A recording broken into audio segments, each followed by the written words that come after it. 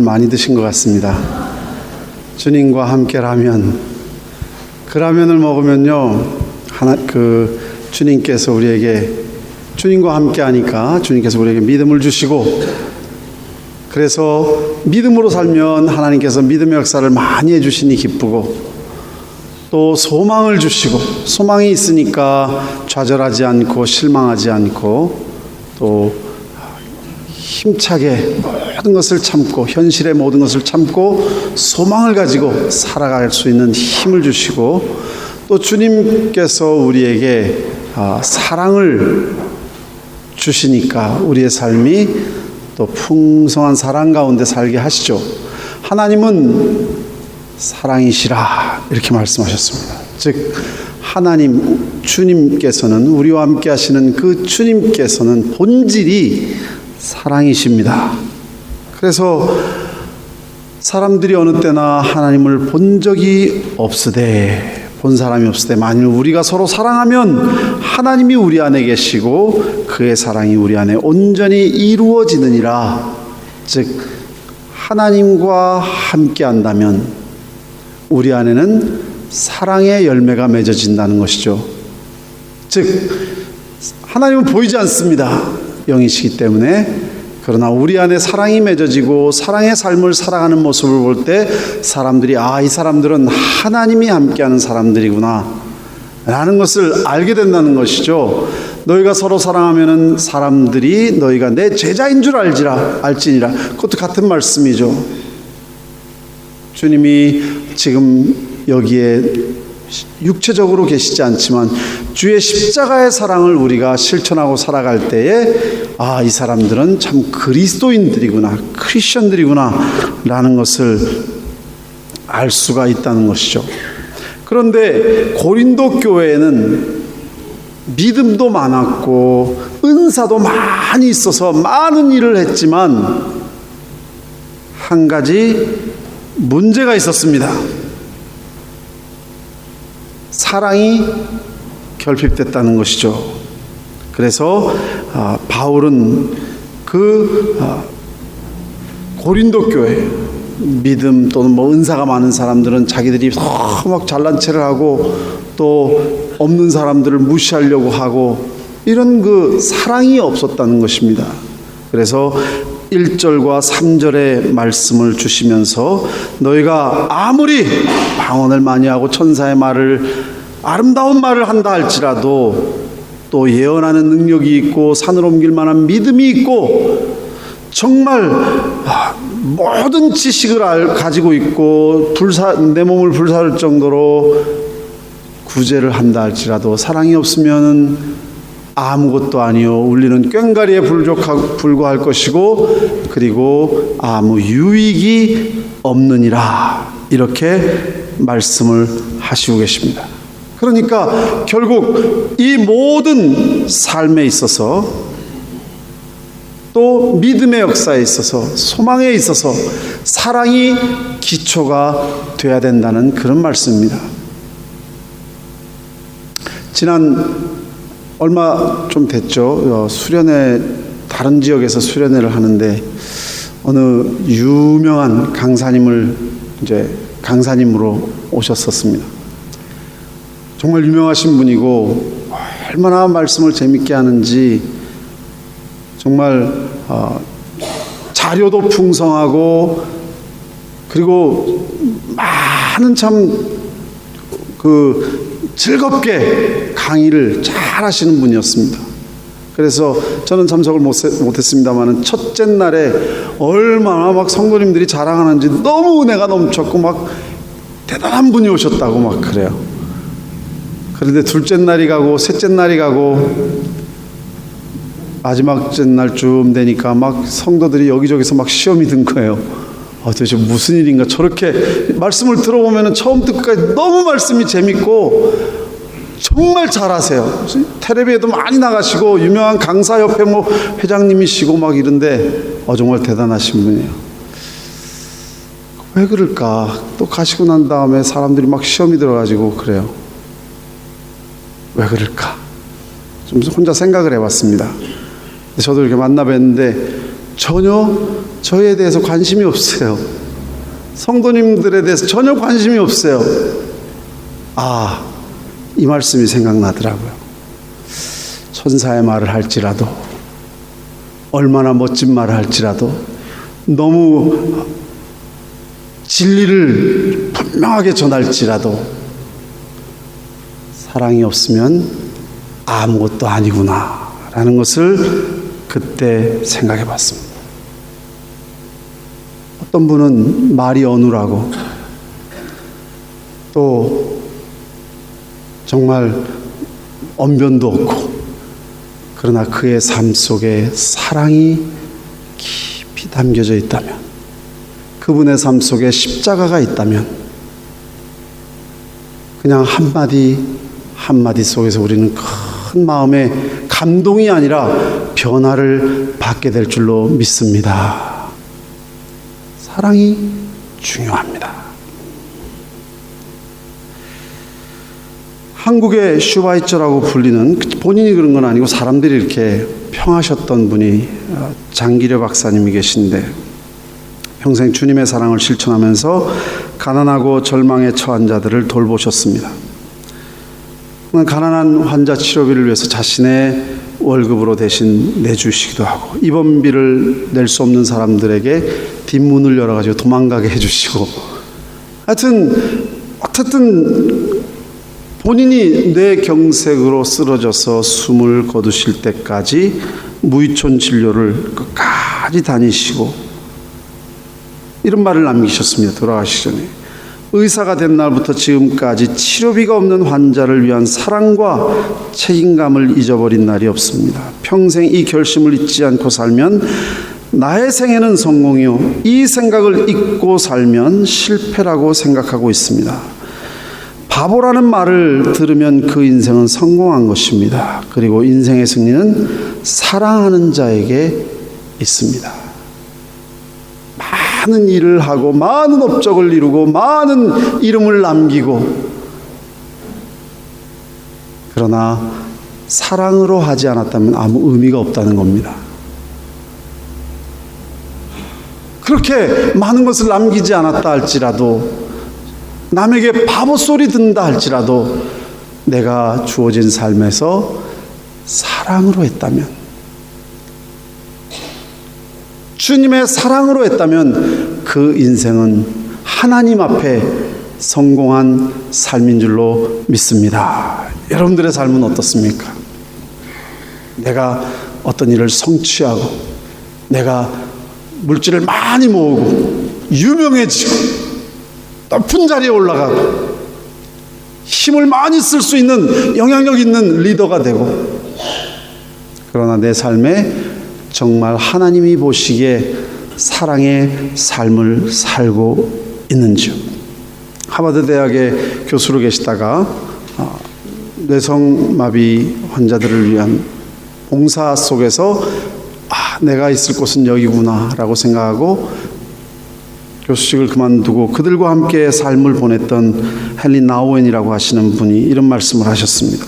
내가 이곳에서 장애 아들을 돌보는 동안에 그 아이들은 내 명성, 내 지식, 내 인기에는 아무런 관심도 없었습니다. 오직 그 아이들에게 관심이 있었던 것은 내가 그들을 사랑해주고 그들의 사랑을 순수하게 받아들여주는 것 한 가지밖에 없었습니다.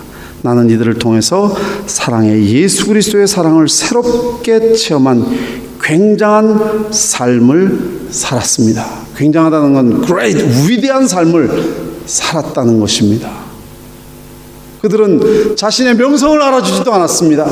자신의 어떤 학식을 알아준 것도 아닙니다. 자신의 어떤 부를 알아준 것도 아니지만, 그들이 느낄 수 있는 것은 마음속에서 우러나오는 사랑과 나누고 받고, 그것이 세상에서 가장 자신에게는 위대한 삶이었다는 것입니다. 그래서 믿음의 역사, 소망의 인내, 그 많은 역사 속에서도 사랑이 없으면 아무것도 아니라라는 말씀을 주님께서 우리에게 주신 줄로 믿습니다. 전에도 제가 간디의 기독교의 비판 이야기를 했습니다. 내가 만일 기독교인들이 그리스도가 하는 말대로 사는 것을 보았다면 나도 그리스도인이 됐으리라. 네, 이런 말도 남겼습니다. 그리스도인들이 하는 짓은 본받지 말되 그리스도인들이 하는 말은 정말로 본받아라. 그 간디는 그리스도에 대한 존경심이 굉장히 많이 있었던 것 같습니다. 그분의 삶에 대해서 정말로 고개 숙여 존중했습니다. 그런데 그 서방 기독교인들에 대한 반감이 있었던 거죠. 만약에 그분이 대한민국에 와서 한국 교회를 만약에 우리들을 본다면 아마 똑같은 말을 하지 않았을까요? 한국 그리스도인들의 하는 삶은 본받지 말되 그들이 하는 말은 정말 본받아라. 우리들은 정말 믿음이 뜨겁게 큰 믿음을 가진 칭찬을 많이 받습니다. 한국교회는. 그리고 뭐든지 위대한 일들을 참 많이 이뤄냈고 많은 인내 핍박 속에서 견뎌온 정말 위대한 교회들입니다. 그런데 이러한 것들이 사랑이 없으면 아무것도 아니다. 가끔 그 명동에 또는 지하철에 전도하시는 분들 보죠. 그 메시지는 정말 위대한 메시지입니다. 믿으면 예수 천당, 불신 지옥. 와, 이거는 뭐 그냥 세계를 가르는 말입니다. 예수 믿으면 구원받고 안 믿으면 지옥 간다. 이건 정말 진리입니다. 매일 여기서 전하는 말이 그 말씀이거든요. 위대한 메시지입니다. 근데 왜 사람들이 가는 사람마다 믿지 않는 사람도 얼굴을 찡그리고 하고 안 믿는 사람들도 얼굴을 찡그리고 하고 왜 그럴까요? 이해가 안 갑니다. 얼마나 귀한 메시지인데 지하철에서도 똑같은 메시지가 전해지는데 왜 사람들이 반기지를 않는 것일까? 오늘 아침 신문을 보니까 오늘 교회에서 큰 배, 세월호 같은 배에다 조그만 배에서 어서 탈출하십시오, 어서 구조받으십시오라는 메시지를 가지고 또 교회 선전을 하는 그 소위 찌라시가 비판의 대상이 됐더라고요. 메시지는 저도 아마 미래에 그런 메시지를 인용을 할 것 같아요. 거기서 구조받지 못하고 죽는 침몰되는 배 속에서 우리는 나와야 됩니다. 세상의 그 죄악에서 나와야 됩니다. 방주로 나와야 됩니다. 이건 멋진 메시지인데 왜 사람들이 얼굴을 찡그릴까? 지하철에서 전도하신 분들이나 명동의 분들 제가 얼굴을 잘 이렇게 관찰을 해봤습니다. 전하긴 전하는데 전혀 앉아있는 사람들에 대해서 관심이 없어요. 왜 그 말씀을 전하는지 아마 주의 지상명령이기 때문에 또 그걸 해야 되는 의무 때문에 하는지는 모르지만 영혼에 대한 사랑이 물론 그분의 마음을 제가 열어보지 못해서 모르겠지만 혹시 그런 거 아닐까라는 생각을 혼자 해봤습니다. 내가 의무로, 내가 사명감에 불타서 믿음으로 어떤 일을 하더라도 그 마음에 사랑이 없으면 아무것도 아니니라. 오늘 말씀이 생각났습니다. 전에 손보고 장로님께서 우리 한국 크리스천들의 정확한 문제점을 지적하셨죠. 우리가 세상 사람들에게 지적받는 것은 우리가 공평성이 없고 투명성이 없고 정직성이 없고, 틀린 말씀 아닙니다. 그러나 더욱 중요한 것은 오늘 본 말씀을 볼 때 우리가 이 모든 역사들을 과연 사랑으로 했느냐라는 것이 우리에게 질문으로 오늘 본 말씀이 주시고 계십니다. 우리가 선교 일을 많이 한다고 합니다. 몽골에도 가고 캄보디아에도 가고 인도에도 가고 많은 역사를 아무리 이루었다 할지라도 우리가 만약에 그 영혼들을, 그 사람들을 아끼고 사랑하고 그들을 진심으로 관심을 가지고 그들을 사랑으로 하지 않았다면, 그 일을 사랑으로 하지 않았다면 하나님이 보실 때 아무것도 아니요 울리는 꽹가리에 불과하며 내게 아무 유익이 없다라고 하시지 않을까라는 생각을 합니다. 우리 주님은 말씀하십니다. 나의 마음은 온유하고 겸손하니 나의 멍에를 메고 내게 배우라. 그리하면 너희 마음이 쉼을 얻으리라. 이 말씀을 우리 주님이 주셨습니다. 바울은 이 말씀을 주시면서 그러면 사랑이 무엇이냐라는 구체적인 사랑에 대해서 몇 가지 설명을 주시고 계십니다. 그 첫 번째가 사랑은 오래 참습니다 라고 말씀하십니다. 우리가 살다가 보면은 죄 많은 사람들이 사니까 부딪힙니다. 억울한 일도 당하고 남에게 손해도 끼치게 상처를 받기도 하고 배반도 당하고 다반사입니다. 그런데 사랑은 오래 참는다고 했습니다. 그런 것들을 감정으로, 원망으로, 불평으로, 보복으로 갚지 않고 오래 참는다는 것이죠. 그게 사랑이라는 겁니다. 모세가 참 훌륭한 사람입니다. 가데스 바네아에 도착해서 물이 없는 환경에 처하자 사람들이 다시 모세를 원망하고 불평합니다. 모세는 화가 났습니다. 지금까지 얼마나 많은 역사를, 은혜를 그들이 입었는데 하나님의 역사를 그렇게 보고도, 그렇게 은혜를 받고도, 하나님의 기적을 그렇게 보고도 또 불평하고 원망하니 이 말도 안 된다. 하나님께 그것을 말씀드리니 하나님께서 반석을 치라고 했습니다. 그럼 물이 나올 것이다. 하나님은 그 과정 속에서 하나님의 영광을 드러내시기를 원했는데 모세는 너무 화가 나가지고 감정으로 반석을 2번을 치면서 마치 자기가 물을 내는 것처럼 사람들에게 분을 표출했습니다.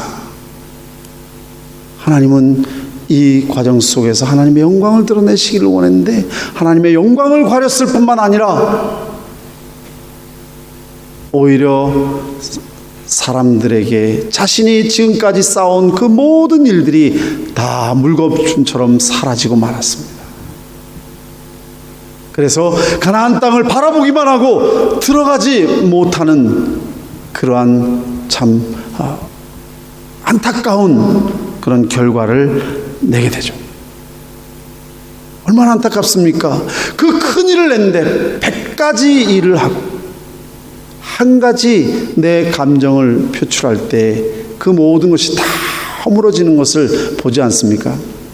여기 새가족부에 계신 분들 계신데 보니까 처음 나오신 분들이 정말 새가족부에 잘하려고 노력해요. 근데 잘못해서 감정을 한 번이라도 화를 내거나 그러면은 정말 뭐 어떻게 이런 교회는 안 나와 막 이렇게 나오시는 분들도 계세요.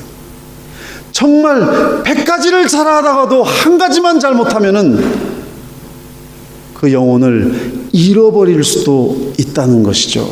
그런 일들이 얼마나 많습니까? 여러분들이 정말 잘하셨는데 한 가지 내 감정을 다스리지 못해서 물을 다 쏟아버리는 경우가 많이 있습니다. 사탄의 공격의 루트가 바로 그것입니다.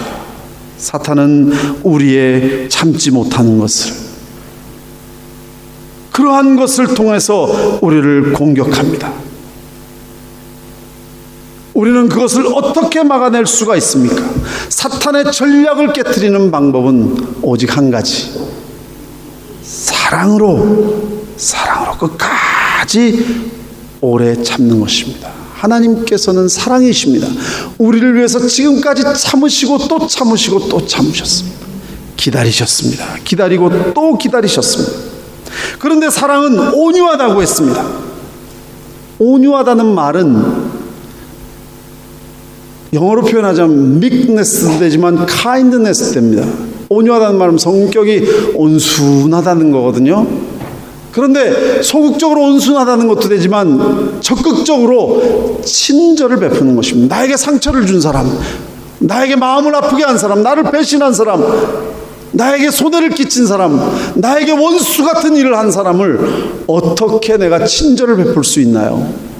성경에 보면은 내 원수가 줄이거든 먹이고 목마르거든 마시게 하라. 그리함으로 내가 숯불을 그 머리에 쌓아 놓으리라. 악에게 지지 말고 선으로 악을 이기라. 우리가 사랑할 수 있는 것은 용서가 되기 때문에 사랑할 수 있는 것입니다.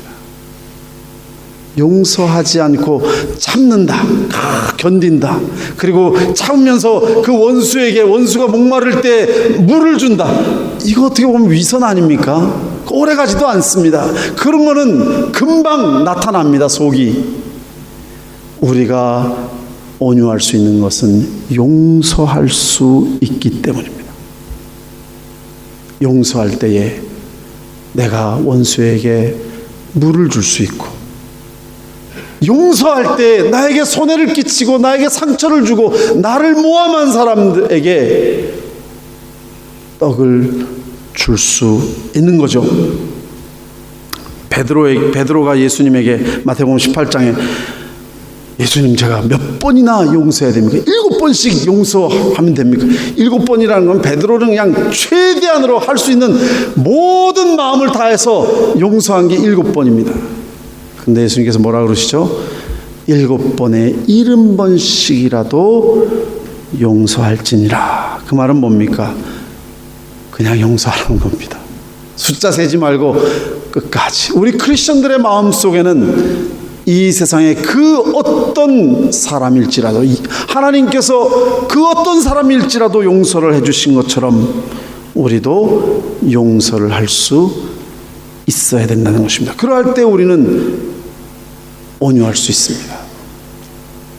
세상에서 가장 아름다운 사랑이란 책을 쓰신 조엘 소네버그라고 하신 분이 자신이 태어난 지 20개월 만에 큰 트럭이 가족 차를 들이받아 가지고 완전히 온몸이 다 망가졌습니다. 온몸이 다 3도 화상을 입었을 뿐만 아니라 손과 발, 얼굴이 다 녹아버렸습니다. 수술을 50번을 거쳐서 겨우 목숨을 건졌습니다. 손가락도 없고 발가락도 없고, 그리고 두개골은 망가져가지고 찌그러져 버렸고, 그러나 가족들이 정성으로 그를 거두어서 잘 회복시켜서 또 예수님을 만납니다. 예수님의 사랑을 배웁니다. 신학교를 가셔서 공부를 하시고 돌아다니시면서 정말 자신과 같은 절망 속에 있는 사람들에게 그리스도 안에서 우리가 얻을 수 있는 참 새 소망에 대해서 전파하는 귀한 전도사가 되시죠. 그런데 그 트럭 운전사가 잡혔습니다. 재판정에 나왔는데 그때 그가 한 이런 말을 합니다. 당신이 주님께서 우리를 먼저 사랑하셨기 때문에 주님 없는 세상은 무의미하다는 것을, 당신도 주님을 좀 사랑을 깨닫기를 바랍니다. 그리고 그것을 위해서 기도합니다. 그리고 저는 증오심으로 제 인생을 허비하지 않을 겁니다. 증오는 또 다른 고통을 낳습니다. 대신 저는 하나님 은혜 안에 있는 무한한 사랑에 감싸여 살아갈 것입니다. 주님의 사랑을 당신에게 조금이나마 전하기를 원합니다. 얼마나 놀라운 고백입니까? 만약에 이분이 육신이 다 망가졌지만 마음이 용서하지 못했다면, 주님의 사랑을 알지 못했다면 그 육신은 점점 병들어서 피폐해져서 결국은 절망하게 될 것이고 결국 그 인생은 끝나게 될 겁니다. 많은 주님의 사랑을 알았기에, 주님의 사랑을 알았기에 미움 속에서, 고통 속에서, 아픔 속에서 낭비할 인생이 없었습니다. 그 사랑을 전하고 싶고, 원수입니다. 자기 인생을 다 망가뜨린 그 사람도 내가 누리는 이 사랑을 당신도 함께 나누기를 원합니다. 사랑은 온유하며, 그것이 원수가 줄이거든 먹이라는 사랑이야. 그게 막 마음속에 참는 분노 속에서 참고 얘기한 걸까요? 아닙니다. 사랑은 온유하며 용서하는 것이죠. 그리고 사랑은 투기하지 않으며 시기하지 않으며 질투하지 않으며 같은 말이죠. 우리 인류의 모든 문제가 사실 여기에서 출발합니다. 아담과 하와가 왜 선악과를 따먹나요? 그 선악과를 따먹은 그 죄가 그 마음속에 들어옴으로 인해서 결국은 인류가 모든 문제 속에 떨어지게 돼요. 사실 그 아담과 하와를 유혹했던 마귀가 왜 천사의 자리에서 타락하게 되나요? 시기와 질투입니다. 하나님을 시기한 겁니다. 하나님을 질투한 겁니다. 그리고 아담에게 와가지고 하와에게 와서 너희가 이것을 먹으면 하나님과 같이 될 것이다.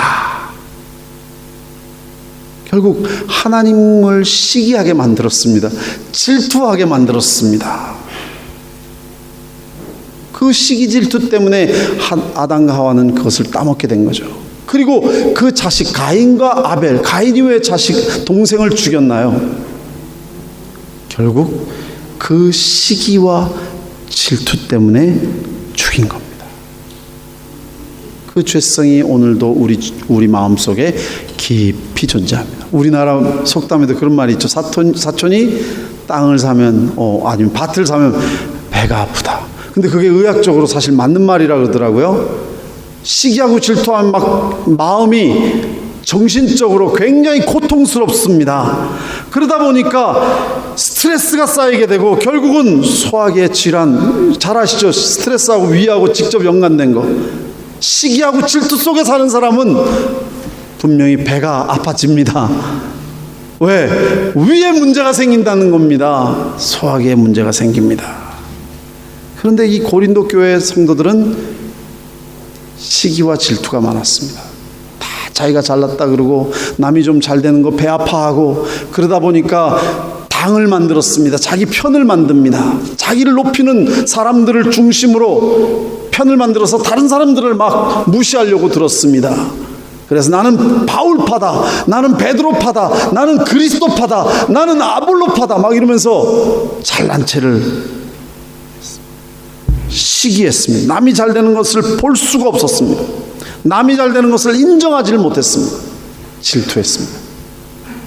결국은 그 교회를 병들게 만들었고 거기 나오는 사람들이 정말 고통 속에 빠지는 그런 교회로 만들었습니다. 교회를 오면은 즐거워야 되죠. 여러분 주일이 기다려지십니까? 또 가서 참 좋은 분들을 만나고 교제를 나누고 이런 기쁨으로 기다려져야 되는데 기쁜 마음으로 있다가 교회만 오면 그냥 마음에 도저히 그냥 견딜 수 없는 그런 상처받는 그런 고백들 하는 그런 크리스천들을 제가 만난 적이 있거든요. 교회 가면 너무 괴롭다. 왜? 시기와 질투가 그렇게 만든 겁니다. 옛날에 헬라에서 그리스에 있었던 말인데 마라톤을 시합이 있었죠. 마라톤인데 2등 된 사람이 1등 된 거를 굉장히 마음이 안 좋아했습니다. 시기했습니다. 질투했습니다. 월계관을 씌워주고 나중에 정말 기분 나빠서 돌아오는데 며칠 후에 동상을 막 세운다고 합니다. 견딜 수가 없습니다. 그래서 밤에 몰래 가서 그 동상을 조금씩 밑에서부터 깨트리기 시작했습니다. 조금 깨트리고 또 깨트리고. 근데 하루는 갑자기 그 동상이 자기 앞으로 무너지더래요. 거기에 밟혀가지고 직사하고 말았습니다. 그렇지만 그 사람이 직사는 했지만 그 동상을 깨트리는 그 오랜 기간 동안에 그 사람은 서서히 그 마음이, 그 영혼이 죽어가고 있었던 것입니다. 하루아침에 죽은 것이 아닙니다. 맞습니다. 우리 마음속에 시기가 있고 우리 마음속에 질투가 있으면 우리 영혼이 병듭니다. 아니 육신도 병들어갑니다. 우리 인생이 찌들어갑니다. 결국 정말 훌륭한 귀한 사람이었음에도 불구하고 옹졸한 사람으로 살다가 인생을 마치게 만들죠. 시기와 질투의 반대말이 뭡니까? 사랑입니다. 우리는 사랑으로서 다른 사람이 잘 되는 것을 함께 기뻐하고 다른 사람이 아파하는 것을 함께 슬퍼할 수 있어야 됩니다. 구약에 보면은 요나단과 다윗의 이야기가 나옵니다. 환경적으로 보면 이 사람들은 진짜로 서로 시기하고 질투해야 됩니다. 왜? 요나단은 사울의 뒤를 이어서 왕이 될 사람인데 지금 사람들은 다윗을 전부 다 높입니다. 존중합니다. 사울이 정말 시기했습니다. 질투했습니다. 그래서 다윗을 없애려고 합니다. 그런데 놀랍게도 요나단은 다윗을 오히려 높여줍니다. 다윗을 보호해 줍니다. 그리고 다윗은 자기 마음을 다해서 요나단을 감싸줍니다. 끝까지 지켜줍니다. 사무엘상 20장 17절 말씀을 보니까 요나단이 자기 생명을 사랑함과 같이 다윗을 사랑하였음이더라. 어떻게 이를 환경적으로 보면 서로 질투하고 미워할 수밖에 없는 상황인데 어떻게 서로 이렇게 할 수가 있나요? 서로 사랑했기 때문에 가능한 것이죠. 제가 새가족부 얘기했는데 어떤 분이 그런 말씀을 하시더라고요. 어떻게 교회 사람들은 그렇게 마음으로 서로 남의 일인데 피를 한 방울도 나누지 않았는데 저렇게 기뻐해 줄 수 있고 축복해 줄 수 있고 또 저희 힘든 일을 이야기하면 저렇게 함께 슬퍼할 수 있고 정말 세상에 나가면은 서로 못 잡아먹어서 그냥 안달인데 어떻게 이런 사랑을 베풀 수 있는지 참 감동이 된다고 그런 말씀, 정말 기쁜 말씀을 하시더라고요. 그렇습니다. 만약에 그 말이 조금이라도 사실이라면 우리 크리스천들에게는 그리스도의 사랑이 있기 때문인 줄로 믿습니다. 어릴 때 아이들이 자라는 거 보면 서로 막 형아가 잘못이야, 뭐 동생이 잘못이야, 서로 막 블레임 게임을 하죠. 막 엄마 아빠한테 와가지고 막 제가 그랬어, 제가 그러잖아요, 그죠? 막 서로. 그런데 좀 얘네들이 성장하고 나니까 서로를 감싸줄 줄 알아요. 덮어줄 줄 알고, 그리고 양보할 줄도 알고. 뭐가 달라진 거죠? 달라진 것이 있다면 얘네들이 성숙해진 겁니다. 교회 안에는 다 부족한 사람들이 모였습니다. 당연히 부족하죠. 허물 많은 인생들이 모였습니다. 아니, 병원에 환자들이 있는 것처럼 교회에 죄인들이 모이게 돼 있습니다. 그런데 고린도 교회와 아들레이드 장로교회하고 차이가 뭐가 될까요? 똑같나요? 아니면 만약에 조금이라도 다른 것이 있다면 조금이라도 양보할 줄 알고 허물을 덮어줄 줄 알고 서로를 격려할 줄 알고 정말 어려움 당한 사람 앞에서 함께 진심으로 아파할 줄 알고 정말 기뻐할 줄 알고 높여줄 줄 알고 만약에 그러한 것이 이 교회에 있다면 뭐가 차이가 있을까요? 성숙한 주님의 사랑이 있는 줄로 믿습니다. 사랑하는 성도 여러분, 다른 거 아닙니까? 우리 다 부족한 사람이고 고린도 교회 사람들이나 여기 오늘날 사람이나 똑같습니다. 그러나 우리에게 이러한 성숙한 사랑이 충만하시기를 주님의 이름으로 축원합니다. 오늘은 여기까지만 하려고 합니다. 다음 주는 어린이 주일이고 그 다음 어버이 주일이고 그 다음에 이제 다음 주가 되면 말씀을 계속 이어가려고 합니다. 우리 잠시 같이 기도하겠습니다. 은혜로우신